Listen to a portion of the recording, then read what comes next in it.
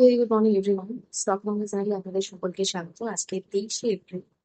আজকের জন্য Nifty ফিফটির support লেভেলটা 24,300, 24,000 এই লেভেলে রয়েছে। গিফট নিফটি দেখলে গিফট নিফটি আজকেও 100 পয়েন্টের বেশি নিচে রয়েছে। তো ইন্ডিকেট করছে মার্কেটের গ্যাপ ডাউন ওপেনিং হলে 23,800 লেভেল পর্যন্ত একদম একটা ভালো রকম মেজার সাপোর্ট লেভেল ধরা যায়। এছাড়া উপরের রেজিস্ট্যান্স রয়েছে 24,500, 24,800 এই লেভেলে। ব্যাংক নিফটির জন্য 56,996, 56,500 এই লেভেলটা রয়েছে মেজর সাপোর্ট লেভেল। আর উপরে 57,500, 58,000 রয়েছে রেজিস্ট্যান্স লেভেল। সেন্সেক্স এর ক্ষেত্রে 78,400, 78,000 এটা রয়েছে মেজর সাপোর্ট। আর উপরের রেজিস্ট্যান্স রয়েছে 79,000, 80,000 এই লেভেল, 79,200 এই লেভেল। এছাড়া ইন্ডিয়ান মার্কেটের যে সমস্ত কোম্পানিগুলো আজকে আমরা খেয়াল রাখতে পারি, এসবিআই লাইফ রয়েছে, রেট প্রফিট আমরা দেখছি 1.1% বেড়েছে। প্রিমিয়াম যে ইনকাম সেটাও 16% বেড়েছে। ফোকাস রাখতে পারেন মার্কেট কিভাবে রিয়েক্ট করে এটার ক্ষেত্রে। এছাড়া আমারা রাজার ক্ষেত্রে আমরা আগের দিন দেখলাম যে 15% স্টকটা উপরে ছিল, কারণ ওদের যে লিথিয়াম স্টোরেজ ডিপ্লয়মেন্ট সেটা অনেকটা বেড়েছে। এবং 2027 ওইখানে ওরা শেষ করছে যে বাল্ক প্রোডাকশন হবে ইভি সেল। তো স্বাভাবিকভাবে মানে ফিউচার আউটলুকটা মার্কেটের মানে স্টকটার আর কি সেটা খুব ভালো। সেই জন্য অনেকটা উপরে আপওয়ার্ড মুভমেন্ট দিয়েছিল। আজকে খেয়াল রাখতে পারেন যে কিরকম কি মুভমেন্ট দেয়। এছাড়া ফিউচারে তো অবশ্যই খেয়াল রাখতে হচ্ছে মার্কেট কবে রিয়েক্ট করে যাবে। এছাড়া ইনসাইড ইন্ডাস্ট্রি আমরা দেখলাম যে মানে একটা স্টক রেখে হচ্ছে, বাদ বাকি টোটাল ইন্ডাস্ট্রিটাই বেশ ভালো রকম ভাবে কালকে মুভমেন্ট দিয়েছিল। আজকে ফোকাস রাখতে পারেন কিরকম কি মুভমেন্ট দেয় সেটার জন্য। এছাড়া হেভেলস ইন্ডিয়া রেগুলার রিপোর্ট করেছে যে 14% প্রফিট হয়েছে, তাদের বেড়েছে 40%। ফোকাস রাখতে পারেন মার্কেটকে রিয়াক্ট করে আজকে দেখার জন্য। ডেল্টা কর্পোরেশনের ক্ষেত্রে রেজাল্ট খারাপ, 90% ওদের ডিক্লাইন দেখছি আমরা।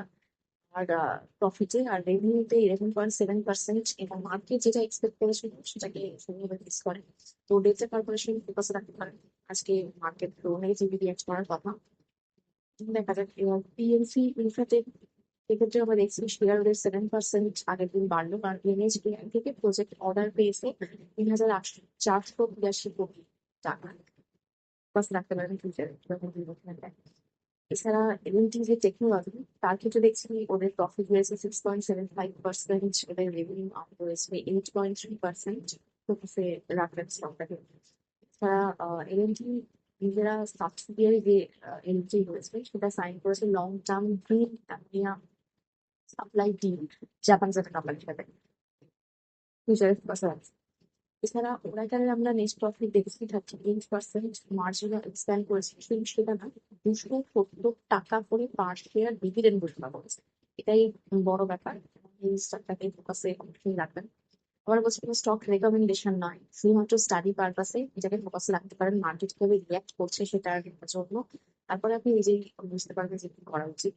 এছাড়া কাজে একটু খেয়াল রাখতে হবে, কারণ পিরামিড টাইমস মেকার যেটা রয়েছে ওদের প্রথম বাইব্যাক হচ্ছে 30শে এপ্রিল।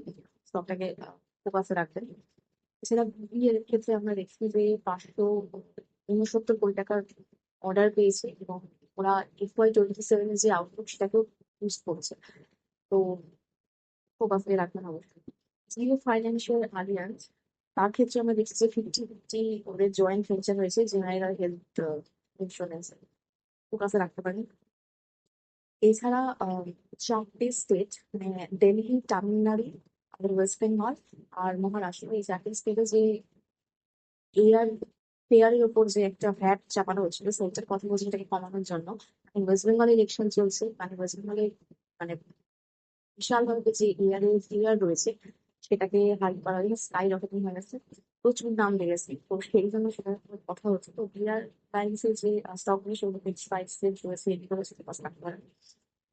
এছাড়া আমরা আগের দিন যেটা দেখলাম মানে ডিআইআই এতদিন পর্যন্ত সবটাই বাইং করে এসেছে, ডিআইআই মার্কেটটাকে ধরে রেখেছে, না হলে এফআইএল যতটা সেলিং এত দিন ধরে করেছে তাতে আরো অনেকটা পড়ে যাওয়ার কথা।